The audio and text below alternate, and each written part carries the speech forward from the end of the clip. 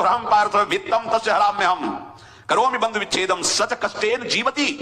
जितनी श्वासें रहेंगी भयंकर कष्ट मैं उसको व्यतीत करने के लिए दूंगा। ये दंड नहीं है, ये पुरस्कार है। अनंत जन्मों का हिसाब बराबर करके कहीं इसकी वृत्ति मेरे से हट न जाए, ऐसे घेरे में डाल के अखंड चिंतन करवा के सजयति जयति जग उच्चरे। जाको करत श्याम सहाई प्रथम वर्णो कृपा क्रम हो विषय मूल गवाई। कुल कुटुंब बल वित्त हीनो दीन के दुखदाई आपने को करजु लीनो आप ही अपनाई।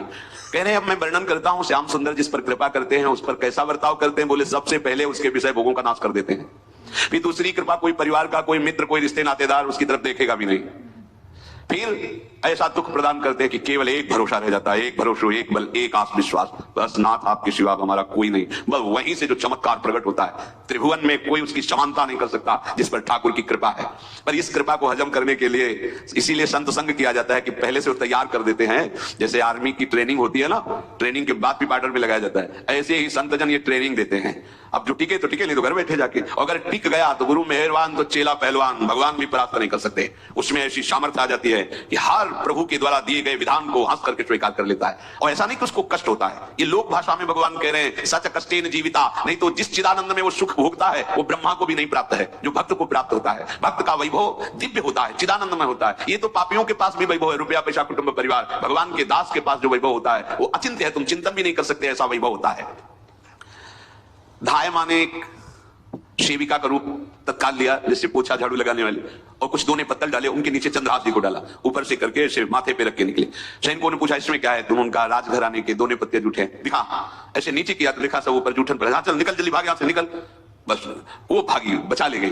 वो कुंतलपुर पहुंची और वहां के जो मंत्री दृष्ट बुद्धि थे उनसे प्रार्थना की कि मैं सेवा कला में बड़ी प्रवीण हूं और ये मेरा पुत्र है, अगर आपकी कृपा हो जाए तो कुछ समय के लिए हम आपकी सेवा में, महल सेवा में रहेंगी और हमारे पुत्र का पालन पोषण हो जाएगा। उनकी परीक्षा ली गई तो राजघराने की सेविका थी, परम प्रवीण थी, पर उन्होंने ये परिचय नहीं बताया। विधि विधान से राज्य की सेवा में प्रवीण दासी पाकर उसको अच्छा लगा, ठीक है आप रह सकती है। अभी चंद्रहास जी 3 वर्ष के ही थे कि धायमा पधार गई और हर समय कृष्ण कृष्ण कृष्ण कृष्ण कृष्ण नाम इनके चलता रहता था। अब जो उनका दुलार करने वाली थी धायमा, वो भी पधार गई तो कौन उनकी तरफ देखे, पर बहुत ही गौर वर्ण, बड़े ही सुंदर। अब वो गलियों में भटकने, निकाल दिया महल से जब धायमा मर गई, क्योंकि धायमा की सेवा कारण उनको रखा गया था। 3 वर्ष के बालक गलियों में, तो कोई भी मां देखती उनको तो कोई उनको वस्त्र पहना देती, कोई भोजन करा देती। ऐसे ही भगवान के भक्तों की बड़ी विचित्र लीला होती है। यहां चंद्रहास जी को जो भी माता बहन देखती कुंतलपुर के गलियों में, तो कोई वस्त्र, कोई स्नान करवा देती, कोई काजल लगाती, कोई भोजन पवा देती। परमहंसों जैसा जीवन कट रहा है।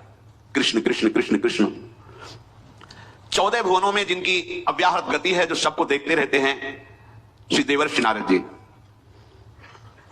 ये कृष्ण कृष्ण बोलता है बालक और इसका हरि के सिवा कोई नहीं। तो एक दिन एकांत में बैठे हुए थे बालक चंद्रहास जी, नारद जी पधारे हैं, भाई जी से मिले हैं। स्वप्न में कितने महापुरुष मिलते हैं जो भजन ठीक से करते हैं, ये बड़े बड़े महापुरुष आकर के उपदेश करते हैं। ये त्रिकाल सत्य हैं, कोई ऐसा नहीं है कि ये कहानी है, अभी हैं।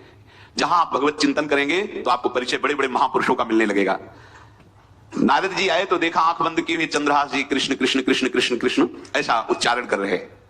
त्रिकालज्ञ सर्वज्ञ नारद जी ने देखा कि ओहो इतना छोटा बालक और कृष्ण कृष्ण बोल रहा है। नारद जी ने स्पर्श किया दुलार करते हुए, सुनो आंख खोलो। आंख खोल के देखा श्री देवर्षि नारद जी। नारद जी ने कहा देखो हम तुमको एक अमोघ वस्तु देते हैं, और एक छोटी सी शालीग्राम की, इतनी बड़ी शालीग्राम का जो वो दिया। बोले धो के पी लेना और दिखा के पा लेना, ये तुम्हारी सेवा पद्धति है। अर्थात स्नान करा दिया और जो तुम्हें मिले इनको अर्पित। तो विचार किया कि धोने के लिए, स्नान कराने के लिए पात्र चाहिए, भोग लगाने के लिए पात्र चाहिए। तो जैसे कोई पान की बीड़ी नहीं, तो ऐसे कपोल में शालीग्राम को रखे रहते हैं। कोई पात्र नहीं, कोई सिंहासन नहीं, यही धुल गए चरणामृत अंदर जा रहा, जब पाएंगे तो ये पा लेंगे साइड में ऐसे करके, फिर निकाल के धो। यहां कपोल में रखते छोटे से शालीग्राम चंद्रहास जी। और उपदेश किया भगवान के मंत्र का। जब कोई भगवत प्राप्ति के लिए चलता है तो भगवान ही गुरु रूप से प्राप्त होते हैं, वहां तक तुम्हें पहुंचा देते हैं या उन महापुरुष को आपसे मिला देते हैं।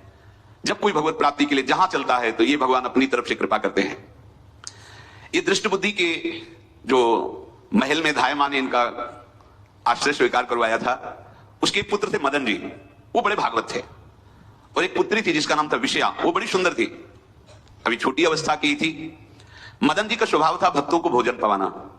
जो भगवत भाव के जन होते हैं उनके हृदय में ऐसा उत्साह होता रहता है कि जो वैष्णव हैं, संत जन हैं, इनको भोजन पवाने का मतलब श्री भगवान को भोजन पवाना।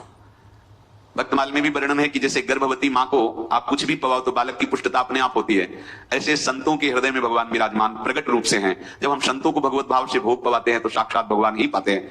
और मदन थे भगवत भाव के, तो उन्होंने बुलाया बड़े बड़े भक्तों को और ब्राह्मणों को। जब ब्राह्मण और भक्त पा रहे थे तो खेलते खेलते चंद्रहास जी भी वहीं चले गए और उन्होंने भी वहां प्रसाद पाया। अब बड़े बड़े